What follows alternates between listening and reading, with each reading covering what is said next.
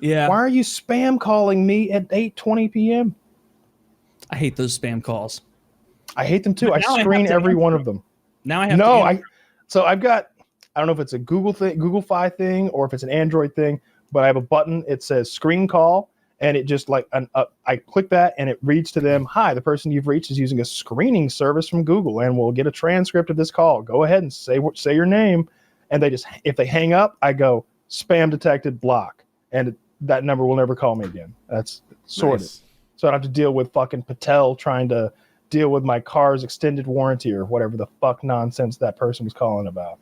Oh, I texted you guys this earlier this week that I got a message or a bullshit call. It didn't even say spam alert. It usually does now.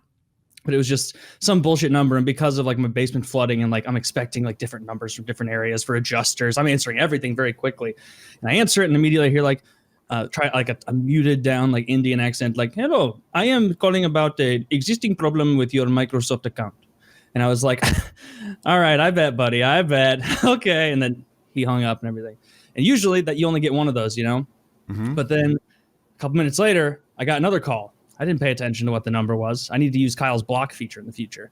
And I got it again. It was that same guy going, "Hello, I am working on a problem with your Microsoft account." And I was like, "Excuse me, I believe that you're mistaken. I am the one working on your Microsoft account." He hung up on me, I think, before I finished. But I went like way over the top with the Indian accent. I don't know. That gave me a really great like 2 p.m. pump. Like, didn't block his number. Maybe he'll call back. So you just saved him as a contact. Microsoft account. Keep calling.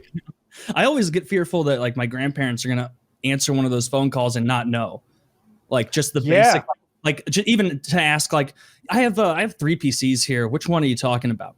Or just even anything basic to tell them to screen. Like they wouldn't even know. They would, computers to them, they're such deep in the boomer era. They'd be like, "Oh, whatever I got to do to get out of this conundrum, but I don't want to deal with it." My mother-in-law, so we cared for her in her last years, and she had cancer, and anyway, deteriorated towards the very end. And people would send her bills, and she would just want to pay them, like it was an emergency to pay fake bills. You know, they just tell her out of the blue she owed things for like a roof. It's like, you're living in our guest house. What? Which roof do you think this is for? Oh, your brain is deteriorating. Shit. Yeah. I'll take care of it. Right. Imagine how good that roofing company's day was. Like, we got one. We got one. We're saved. No, we helped her with all those decisions she didn't get, Rob. But, of course. I got one a while back, and for a split second, I was like, "Oh no, what is this?" Because it was like a package containing narcotics has been intercepted on the way to you. And I was like, "Not again!" I promise I didn't order it this time. Yeah, and I was like, because that's what I was saying. I was like, "Someone sent me narcotics to fuck with me. No, this time they're not gonna believe me now." It's like the boy who cried wolf. Yeah. I was like, "Shit!"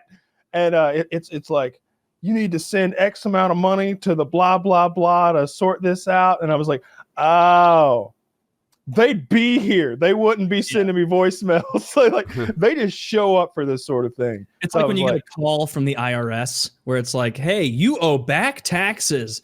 We have no information on who you are or what state you're in." It'll even be like, "Hello, sir or madam." Like, you owe back taxes.